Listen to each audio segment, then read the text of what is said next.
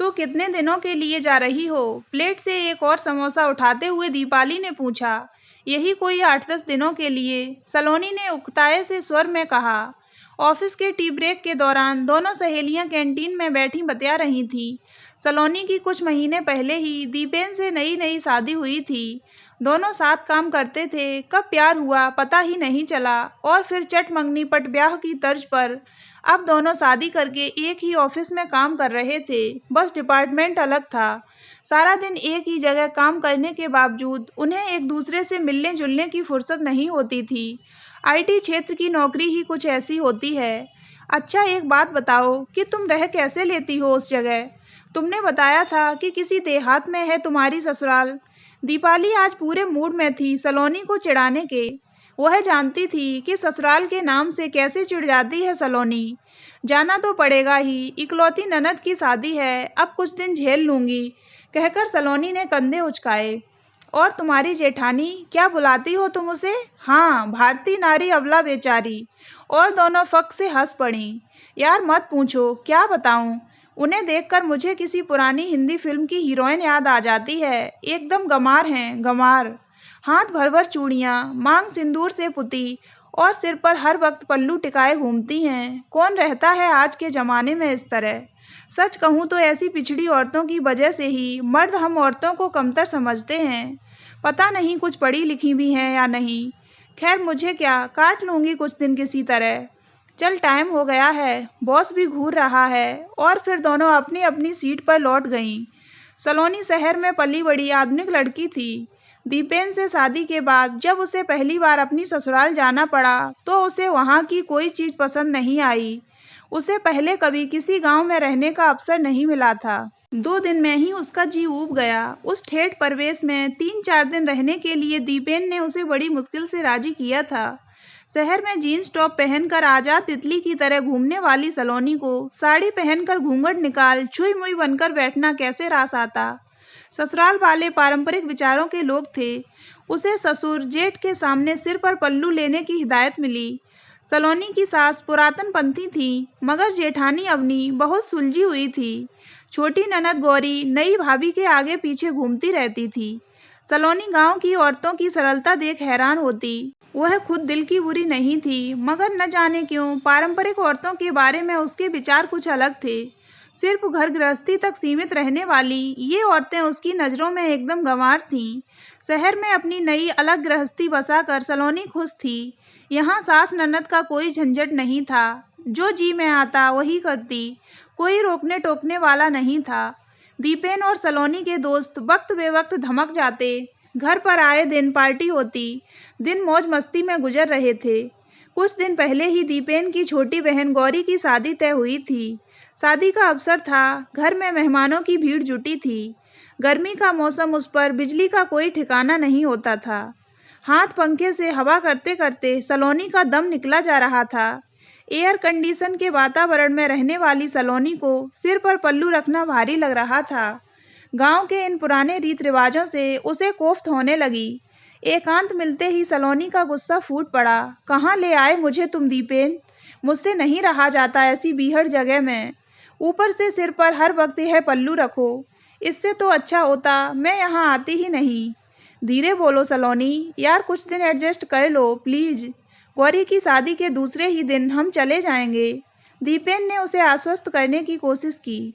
सलोनी ने बुरा सा मुंह बनाया। बस किसी तरह शादी निबट जाए तो उसकी जान छूटे। घर रिश्तेदारों से भरा था। इतने लोगों की जिम्मेदारी घर की बहुओं पर थी। सलोनी को रसोई के कामों का कोई तजुर्बा नहीं था। घर के काम करना उसे हमेशा हेय लगता था। अपने मायके में भी उसने कभी माँ का हाथ नहीं बटाया था। ऐसे में ससुराल में जब उसे कोई काम सौंपा जाता तो उसके पसीने छूट जाते। जेठानी अवनी उम्र में कुछ ही साल बड़ी थी, मगर पूरे घर की जिम्मेदारी उसने हंसी खुशी उठा रखी थी। घर के सब लोग हर काम के लिए अवनी पर निर्भर थे। हर वक्त सबकी जुबान पर अवनी का नाम होता। सलोनी भी उस घर की बहू थी, मगर उसका वजूद अवनी के सामने जैसे था ही नहीं। और सलोनी भी यह बात जल्दी समझ गई थी। घर के लोगों में अवनी के प्रति प्यार दुलार देखकर सलोनी के मन में जलन की भावना आने लगी। कि आखिर वह भी तो उस घर की बहू है, तो फिर सब अवनी को इतना क्यों मानते हैं। भाभी, मेरी शर्ट का बटन टूट गया है, जरा टाँक दो। बाथरूम से नहाकर निकले दीपेन ने अवनी को आवाज दी। सलोनी रसोई के पास बैठी मटर छील रही थी। वह तुरंत दीपेन के पास आई और बोली, यह क्या, इतनी छोटी सी बात के लिए तुम अवनी भाभी को बुला रहे हो? मुझसे भी तो कह सकते थे। और फिर उसने दीपेन को गुस्से से घूरा। मुझे लगा तुम्हें ये सब नहीं आता होगा। सलोनी को गुस्से में देख दीपेन सकपका गया। तुम क्या मुझे बिल्कुल अनाड़ी समझते हो? कहकर उसके हाथ से शर्ट लेकर सलोनी ने बटन टाँक दिया। धीरे धीरे सलोनी को समझ आने लगा कि कैसे अवनी सबकी चहेती बनी हुई है। सुबह सबसे पहले उठकर नहा धोकर चौके में जाकर चाय नाश्ता बनाकर सबको खिलाना। बूढ़े ससुर जी को शुगर की समस्या है। अवनी उनकी दवा और खान पान का पूरा ध्यान रखती है। सासू माँ भी अवनी से खुश रहती हैं। उस पर पति और 2 छोटे बच्चों की देखभाल की जिम्मेदारी निभाते हुए भी मजाल के बड़ों के सामने पल्लू सिर से खिसक जाए। सुबह से शाम तक एक पैर पर नाचती अवनी सबकी जरूरतों का ख्याल बड़े प्यार से रखती। घर आए रिश्तेदार भी अवनी को ही तरजीह देते। सलोनी जैसे एक मेहमान की तरह थी उस घर में। अवनी का हर वक्त मुस्कुराते रहना सलोनी को दिखावा लगता। वह मन ही मन अपनी जेठानी अवनी से कुढ़ने लगी थी। घर में अपनी मौजूदगी दर्ज कराने के लिए अब सलोनी हर काम में घुस जाती थी, चाहे वह काम करना उसे आता हो या नहीं, और इस चक्कर में गड़बड़ कर बैठती, जिससे उसका मूड और बिगड़ जाता। ठीक है, मुझे क्या, यह चूल्हा चौका इन गंवार औरतों को ही शोभा देता है। कभी कॉलेज की शक्ल भी नहीं देखी होगी शायद। 2 पैसे कमा कर दिखाएं तब पता चले। सलोनी मन ही मन खुद को तसल्ली देती। उसे अपनी काबिलियत पर गुमान था। सलोनी के हाथ से अचार का बर्तन गिरकर टूट गया। सलोनी की तरफ आती अवनी फिसल कर गिर पड़ी और उसके पैर में मोच आ गई। घर वाले दौड़े चले आए। अवनी को चारपाई पर लिटा दिया गया। सब उसकी तीमारदारी में जुट गए। उसे आराम करने की सलाह दी गई।